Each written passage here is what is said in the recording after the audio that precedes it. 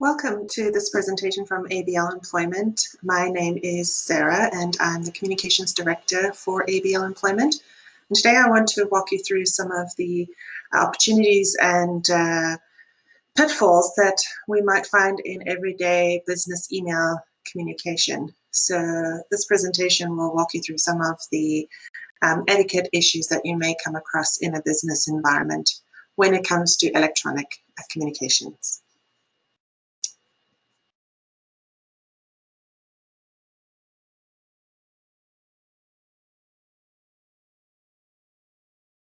So we'll start off by discussing style and formatting.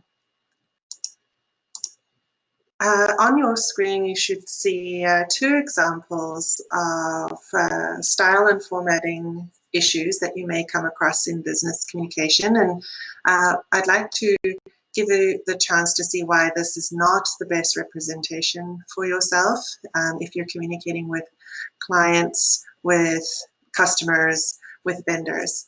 As you can see on the left, this is an email that has a lot of information screaming for your attention. There's a lot of colors, there's a lot of use of underlining and bolding and italics.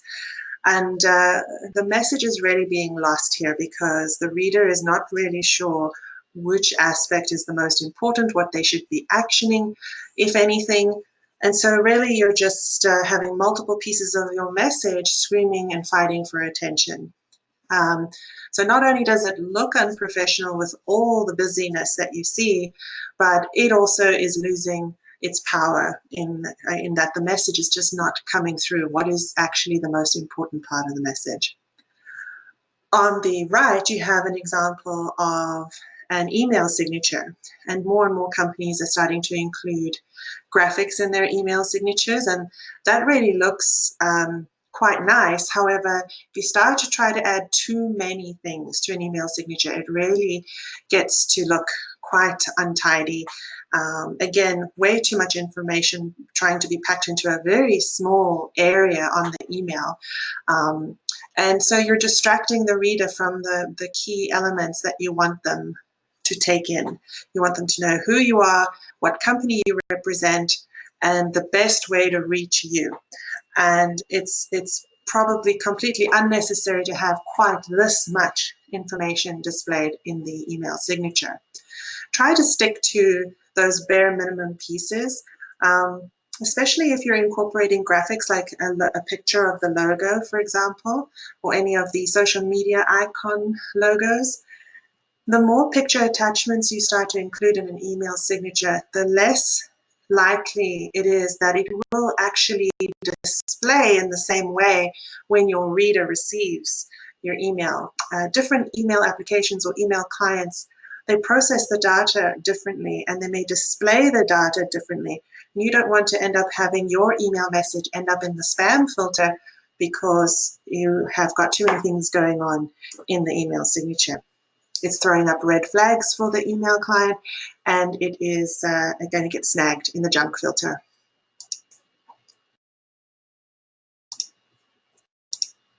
Right, so our best practice tips for style and formatting.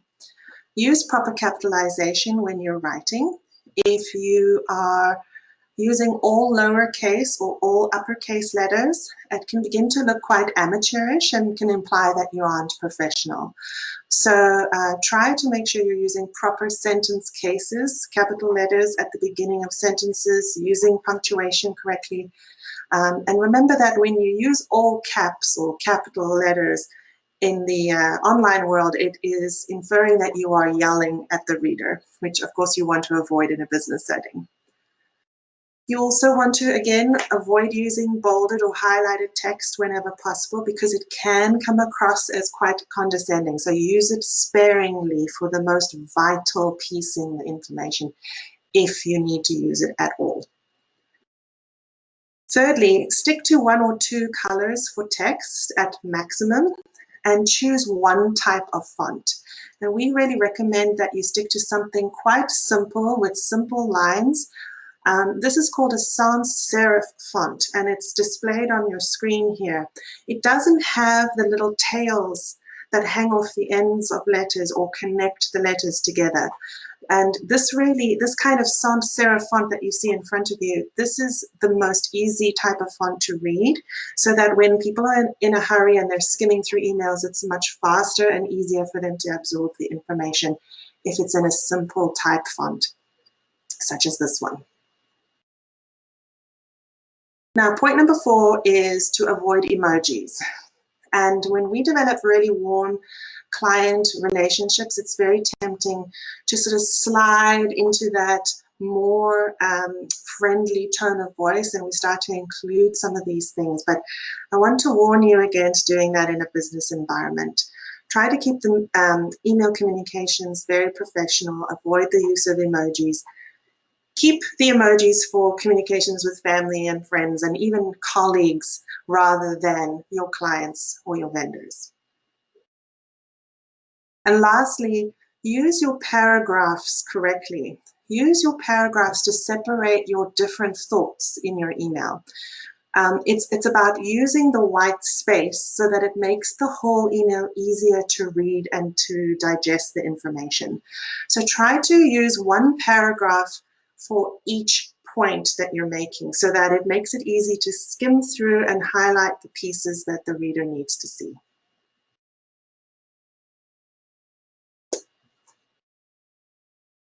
Now, I want to move on to a different part of style, and that is using wallpapers. Now, this comes from the sort of early 2000s when wallpapers were freely available in our email clients. Now, again, it's sort of related to the emojis and the smiley toolbars of years gone by, in that just because it's available doesn't mean we should use it in a business environment. It can really start to look quite amateurish, and so we want to try to avoid any poor perceptions of us when we're not there to defend ourselves, so to speak, in the event that our customer reads this email and they're not impressed with the sort of overly casual tone. So avoid the wallpapers. Use them for friends, family, and colleagues, but don't use them for your business contacts. For the text or the font itself, stick to black or darker colors for your text, because that can really help, again, with contrast on the screen so that it makes it easier to read. When we start to choose colors on the paler side of the color wheel, it begins to get very difficult to read, and people who may have visual impairments or learning disabilities or reading disabilities, it does become very difficult for them. Don't need to make it any more complicated. Stick to something on the darker side. And then avoid adding extra things to your emails in the email footer or in the email signature, like quotations or extra graphics, pictures, and that kind of thing. Because again, it's the kind of red flag that might trip up the sensors in the email client, and it could actually have your email end up in the junk folder. I now want to talk about using email communication for delivering bad news. Now, as tempting as it is to send the bad news on in an email, so we don't have to actually confront a customer or a client face to face, it's not at all a good idea.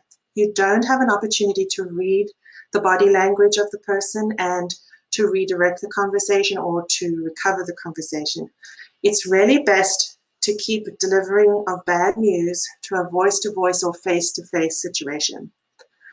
But having something in writing can often be important too. So what I would suggest is rather to have that difficult conversation in a voice-to-voice or face-to-face environment, and then send an email that is a summary of your go-forward points. So what are you going to do moving forward to handle the situation? This is really going to be far more constructive. And so when your recipient of the email receives this, it's a far more proactive approach, and it's going to give a much more professional impression. This way also they have a series of emails that are very proactive and problem solving, rather than a series of emails that are only delivering bad news.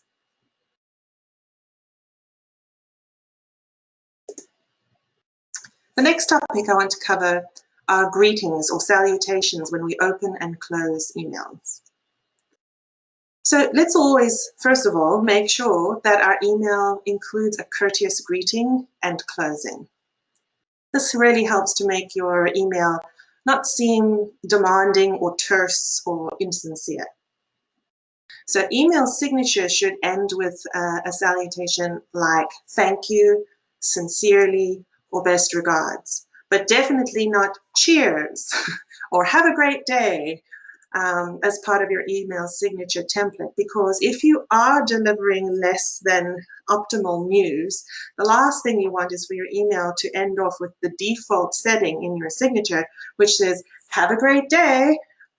So you really want to be careful with those sort of built-in salutations or greetings.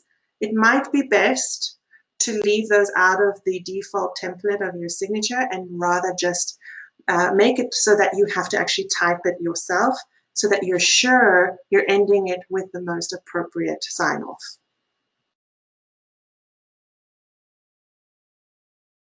When we talk about the greeting itself at the beginning of the email, again, when we have really great relationships with our business contacts, it's tempting to slide into that more casual sort of greeting of hey or hi. But again, try to remember best practice when it comes to business communications. You're not ever going to know if this email is shared by that person with their colleagues or their bosses or employers. If someone goes away on vacation, they may have their email forwarded to someone to take care of for them in their absence. And so really you want to make sure that your email communication is always giving the absolute best impression of you.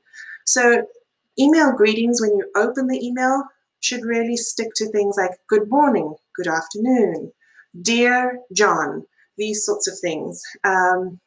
It's fine for that sort of communication between colleagues or family and friends, but when it comes to business customers, business clients, vendors, this is really not appropriate use for your email communications. I also want to touch briefly on additional tools like spell check and grammar checks. You may or may not be aware, but all email applications do have a setting that gives you the opportunity to activate spell check and grammar check. Definitely make sure that those are activated. And for those of us who are looking to continuously improve their writing skills, there are great opportunities on the internet these days to find tools such as Grammarly. You can find this at grammarly.com.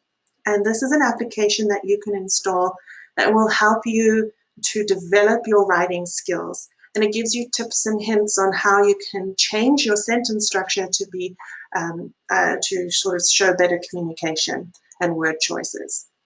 So check that out. They do have different packages available that give you more or less features and functionality. So it might be something to inquire about. So next on my list of topics to cover is the reply all function. It's very tempting or very easy to fall into the trap of hitting the reply all button on emails that go to large groups of people. But 9 times out of 10, only the sender of the original email needs or even cares to see the responses to it. When you reply all, it floods everyone on the recipient list's email boxes and can be really irritating, especially if it's not something that they have to action themselves. So let's look at what you can do instead.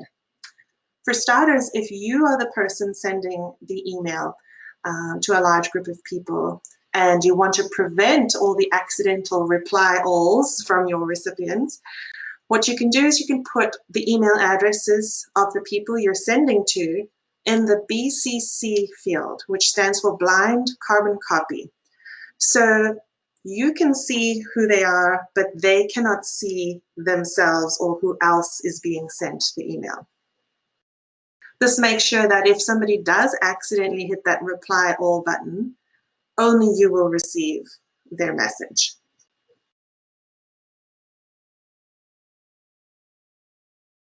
Let's talk about using shorthand and acronyms and jargon. This can really trip you up because not everyone receiving your emails is going to understand all the acronyms and sort of business jargon that you might be very comfortable with.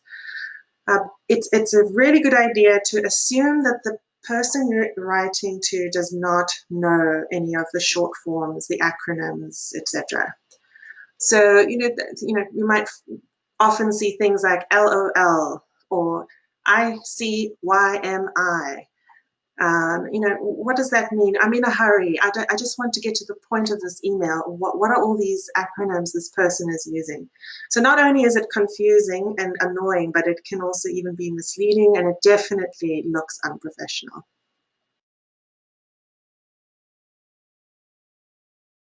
Let's look at the process of replying to a business email. Now, it is important always, of course, to respond in a timely fashion when someone sends you a business communication. But let me encourage you to reply, even if you can't reply in full, answering all the questions that are asked of you or actioning all the items that are asked of you, to at least acknowledge that you have received the email and that you'll begin working on it at this time or on this day. And that at least gives the sender the information that you have received it, and you acknowledge that this needs to be taken care of and that you'll be on it, even if you can't complete the function right then and there. Again, use the reply all function sparingly. It's okay to move people in and out of the reply all or the to field or the CC field if you believe that it's not necessary for every single person to receive all the replies.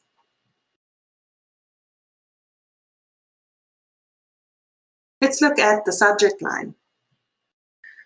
So along with using your to field and your CC field and your BCC field strategically, the subject line is important as well. Try to minimize the number of different topics you're discussing in an email. When you have hundreds of emails to keep track of in a business environment, you definitely want to try to streamline this process a little bit. When you notice that a customer has mentioned a series of different topics in an email, it might be worth considering setting up a separate email string for each of those topics so that everybody can stay organized and know what's being discussed and what's being actioned. Definitely do not be that person who finds an old email with a totally unrelated subject line and reactivate that email string, which actually is titled something that's got nothing to do with what you're talking about today. This is particularly useful or important, rather, when people are using the tool in their email called Conversation View. And the Conversation View has many wonderful attributes, but one of the more sort of downfalls of this function is that you can never really file any email conversation away into a folder, because no sooner that somebody else responds or reactivates that email string or subject line, all of those filed emails come rushing back into the inbox. So, if you have a separate topic to discuss, or you're noticing that the customer is talking about many things in one email, it might be a good idea to start separating them out by changing the subject line and starting a separate email string.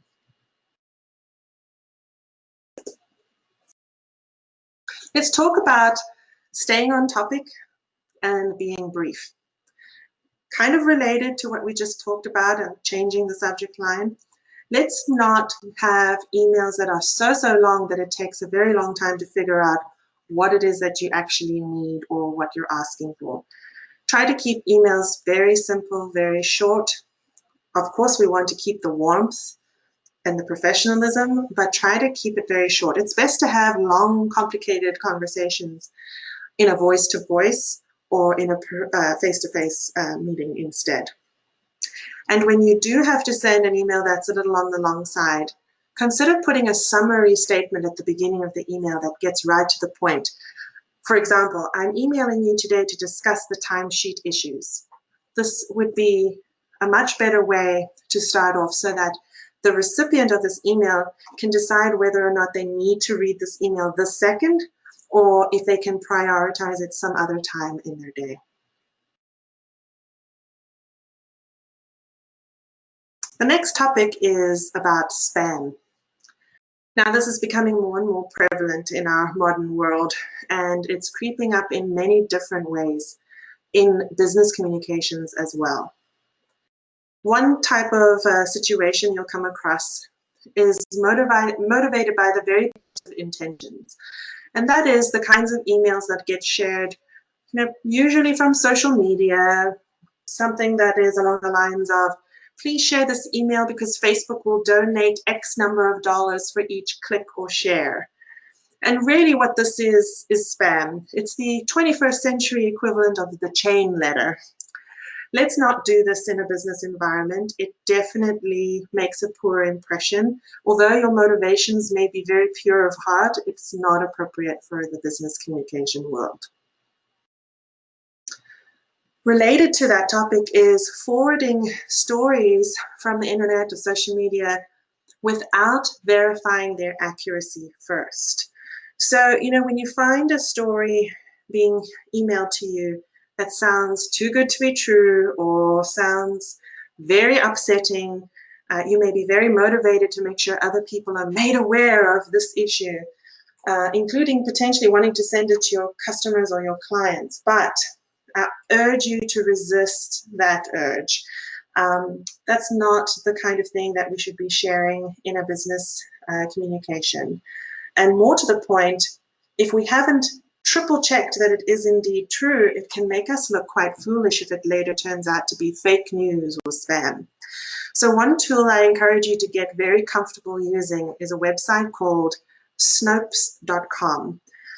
And this allows you to plug in the search criteria that describes the story that you are interested in, and it will tell you whether there is any truth to it at all, whether it's fake, whether there's, whether it's true, or whether there's only certain elements that are accurate. And this will help you decide whether or not it's actually worth your time and reputation in forwarding to anyone, never mind a business contact. And lastly, I want to talk about sharing banking information, credit card information, personal information of any kind. We're starting to see that it's not just happening with telephone calls now, it's also happening with emails, where you might receive an email communication that says, your account with your bank has been hacked. We need to verify that you are indeed the correct account holder. Please respond to this email with your banking info or your credit card info. Of course, this is a big no-no. If anyone emails you asking for banking information, social insurance information, credit card information, or even asking you to buy gift cards and send them the gift card information, this is a big red flag. It's best to, instead of just responding to the email, it's best to actually call the entity, call the company, or call the person who supposedly has sent you this email. And you call it from a number that you can verify. So you call it from the number listed on their website. For example, if it's a banking institution, you would Google the banking institution's website, their official website, and you call the number listed there. You don't call the number listed in the email. And you verify that the story is actually correct before you action anything. Hopefully these tips will save you a lot of heartache and expense. So next I want to talk about some of the other fields on your email. The to field, the reply field, the carbon copy field, and we already discussed the BCC field. How do we use them to our best advantage? So starting with the carbon copy field, or the CC field. This is really important if you want to share information with people, but you don't necessarily need them to action anything. By putting their name in the CC field, it clearly tells them this is just an FYI for you. You don't need to do anything about it right off the bat. All right. Now, the next thing is the read receipt or the read receipt function. Now, a lot of email applications will give you the opportunity to send an email with a flag attached to it that asks the recipient to acknowledge that they've received or read this email. And while that sounds very good, the fact is you can often override that function without responding in that way at all. And so it really is next to useless. And even worse, it can seem really intrusive and annoying. So let's use this very, very sparingly. And if you do use it, remember and realize that people may choose not to use the function as you've asked them to do anyway. So if we look back at the to field, getting us started right at the very beginning of the email, the to field is where you would put the name of people who you require to action something or who you require a response from. The CC field is for people who you're just sending a heads up to and they don't actually have to do anything about it.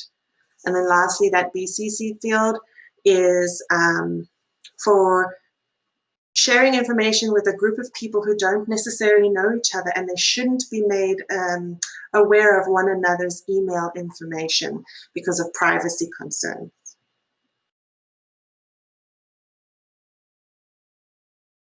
The next topic to review is about managing perception and privacy standards and maintaining a level of professionalism.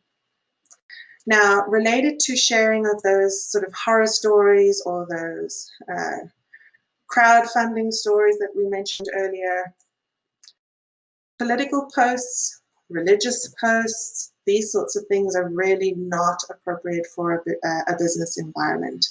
They could be quite contentious, in fact. The thing is that your business contact may not share your views or appreciate your views on these topics. And so it can really quite quickly sour professional relationships. So if it's got anything to do with politics, religion, or anything else of that sort of nature, it's best not to use or to share this kind of contact with your business relationships. Now, when it comes to reading information or reading emails that you've been sent, remember that you can't assume that the person who is sending you the email is actually angry with you if it's an angry email. And you can't assume that it's a crazy happy email. You really need to realize that the tone that you might be reading in an email might not necessarily mean what the person intended. Not everyone is a terrific writer. So if you get an email that you're having a sort of visceral reaction to, or an alarming reaction to, I encourage you to stop for a second and take a deep breath and then reach out by telephone or go over in person to get clarification before you respond. Because 9 times out of 10, there is no ill intent behind the email, and it's just potentially not very good writing skills involved. So don't get upset right away, don't react, don't reply right away. Pick up the phone and get some clarification first. When it comes to sharing or forwarding information that doesn't belong to you, this is a huge trap. Really make sure that you have permission to forward emails to people that were not on the original email list. So if a client sends you something, get their permission first before you share it to another person. This is particularly important when it comes to documents, works of art like photography or pieces of writing. You really need to make sure that you have the artist's permission to share that first. Now, having said all of that about sharing information and getting permission first, you should realize that sometimes this happens to your emails when you aren't made aware of it. So really watch what it is that you decide to put in writing. Something that is an inside joke, something that is not very well articulated in an email can very quickly trip you up when it is shared outside of your initial circle, and it's not going to work out well for you. It's best to keep things in writing that you are very comfortable with being shared with or without your permission, because unfortunately this does happen. All right, and lastly, as we said, we touched on it earlier, when there is some kind of a misunderstanding by email, when you realize that this is happening in your email communications, stop responding in email. Pick up the phone, have a good old-fashioned voice-to-voice conversation and work it out.